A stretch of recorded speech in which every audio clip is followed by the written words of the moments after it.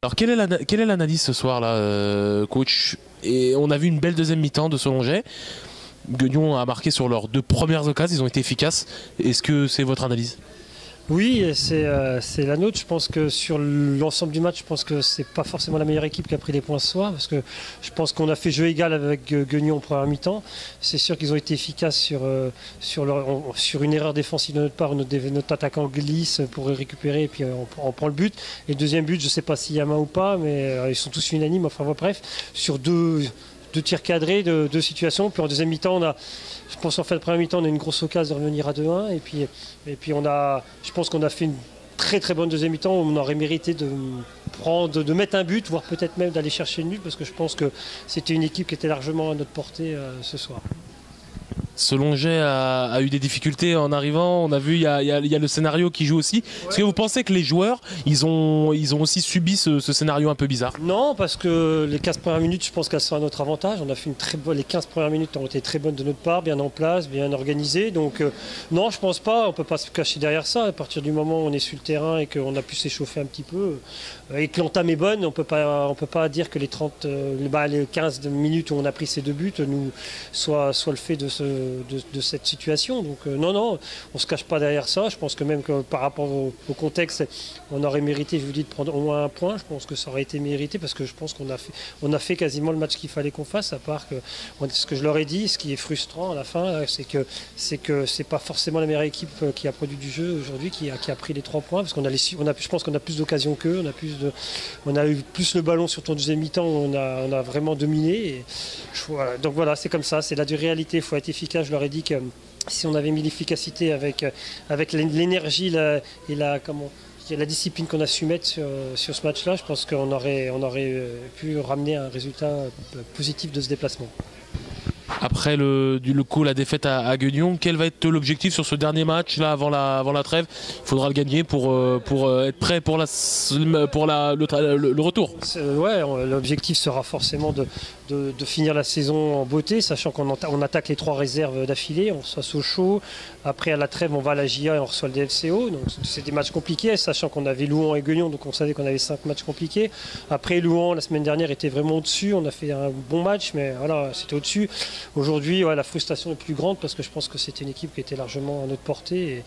Et voilà, donc après on n'a pas su le faire. Maintenant, bien se préparer, on a 15 jours pour bien préparer Sochaux qui vient de nous repasser devant. Donc voilà, les autres équipes derrière ont des résultats, nous reprennent des points. Donc la semaine dernière, il y a 15 jours, c'est nous qui avons fait la bonne opération. Là, donc c'est fluctuant. Donc nous, on sait qu'on va se battre pour pas le maintien sur toute l'année comme on a l'habitude. Même si je pense qu'on a des capacités, une équipe qui peut peut-être un peu plus, mais voilà, on n'arrive pas à passer ce palier. Donc on va comme tous les ans vendre chèrement nos peaux dans ce championnat et s'accrocher pour se maintenir le plus vite possible. Avec Adonis Thionnet, l'attaquant de l'IS Solongey ici à Jean-Laville après la défaite de 2-0.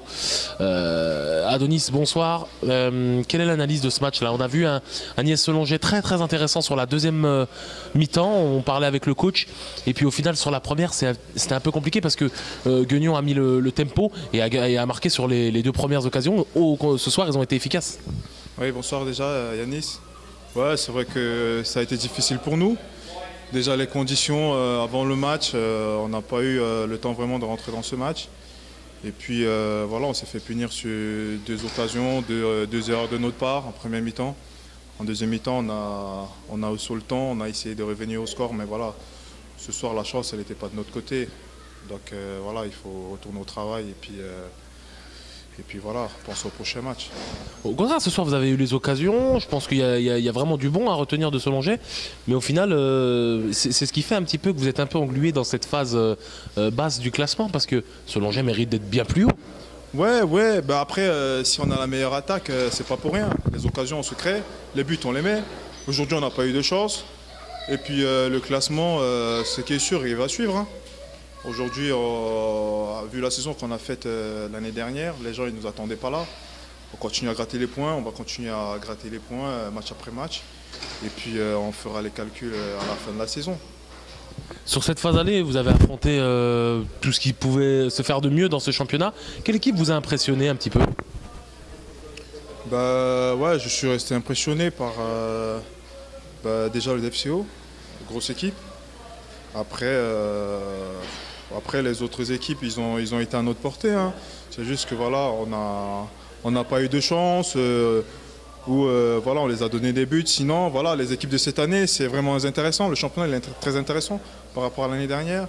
Et puis voilà, quand tu viens le samedi soir à 18 h, tu prends vraiment du plaisir. Voilà, ce soir, moi j'ai pris du plaisir, même si on ne l'a pas gagné.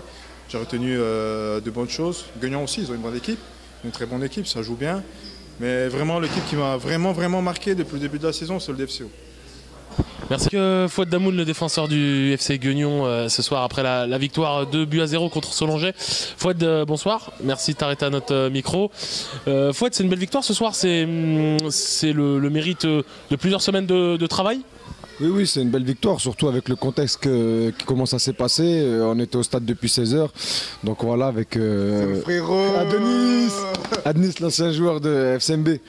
Voilà, donc voilà, oui, le contexte était très particulier. On était au stade depuis 16 h. On a commencé le match à 19 h 30.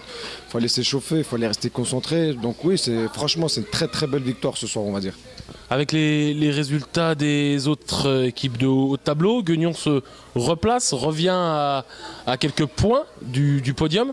C'est l'objectif, on le sait depuis quelques temps maintenant.